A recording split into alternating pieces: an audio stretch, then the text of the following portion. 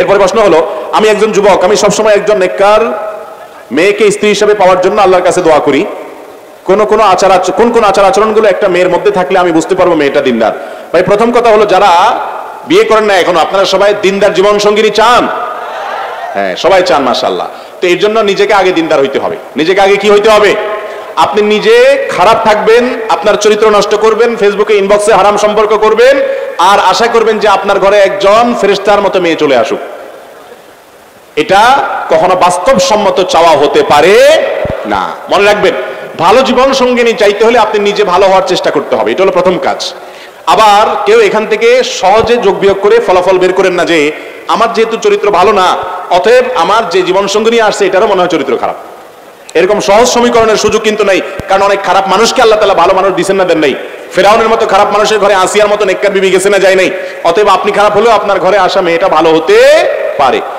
একজন মেয়ে বিয়ের আগেতে দিনদার কিনা কিভাবে বুঝবেন? এটার মতো কঠিন কাজ আল্লাহর জমিনে খুব কম আছে। আজকাল বিশেষ করে শুধু নামাজ কালাম দেখে লোকটা ধার্মিক এটা মনে করা এত সহজ নয়। বিশেষ করে পাত্রী নির্বাচনের ক্ষেত্রে সে ধার্মিক কিনা, আল্লাহ ভীরু কিনা, এটা বোঝার জন্য সর্বপ্রথম এবং প্রধান বিষয় হলো যে সেই মেয়েটা শতভাগ পর্দা মেনটেন করে কিনা। পর্দা বলতে বোরকা পরা না, পর্দা বলতে হাত মোজা পা মোজা না, পর্দা বলতে তার জীবনে সামগ্রিকভাবে মাহরাম নন মাহরাম মেনটেন করে কিনা। মাহরাম নন মাহরাম মেনটেন বুঝেন? মানে হলো সে তার মামাতো ভাইয়ের সাথে পর্দা করে কিনা, চাচাতো ভাইয়ের সাথে পর্দা করে কিনা, খালাতো ভাইয়ের সাথে পর্দা করে কিনা, তার ওই বেহাইয়ের সাথে পর্দা করে কিনা, যাদের সাথে পর্দার বিধান আছে অথচ পরিবারের সদস্য কিংবা আত্মীয় স্বজন তাদের সাথে পর্দা করে কিনা।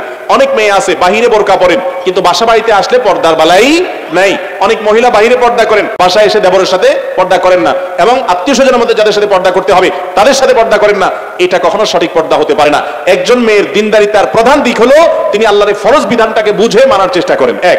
দ্বিতীয়ত, ভালো মেয়ে বিশেষ করে দিনদারিতার একটা বড় আলামত হলো তার ভিতরে দুনিয়ার মোহ থাকবে না। কি থাকবে না? দুনিয়ার মোহ। অল্পে তুষ্ট থাকবে। জীবন সঙ্গিনীর জন্য এই বিষয়টা অনেক গুরুত্বপূর্ণ যে অল্পে তুষ্ট থাকা। যদি সে যা পায় সেটার উপরে সবর করতে পারে, সে যদি আল্লাহ তাআলার ফয়সালাকে মেনে নিতে পারে, সে যদি অল্পে সন্তুষ্ট থাকতে পারে, দুনিয়ার জীবনের বাস্তবতা বুঝে অনন্ত অসীমকালের আখিরাতের জন্য অপেক্ষা করে, এই মানসিকতা যদি কোনো মেয়ের মধ্যে থাকে সে দিনদার ইনশাআল্লাহ। এটা কিভাবে বুঝবেন? তার সাথে আপনি যখন দেখতে যাবেন কথাবার্তা বলবেন, মেইল চালাচালি করে তার মানসিকতা জিজ্ঞেস করবেন।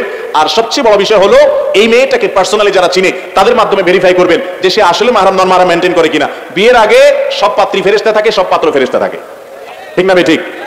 যখন বিয়ে করতে যান শ্বশুরবাড়িতে নতুন, তখন একেবারে আপাদমস্তক দুষ্ট, আপাদমস্তক খারাপ যুবকটাও সেখানে গিয়ে একেবারে ইনোসেন্ট বয় সেজে যায়, ঠিক না? ঠিক।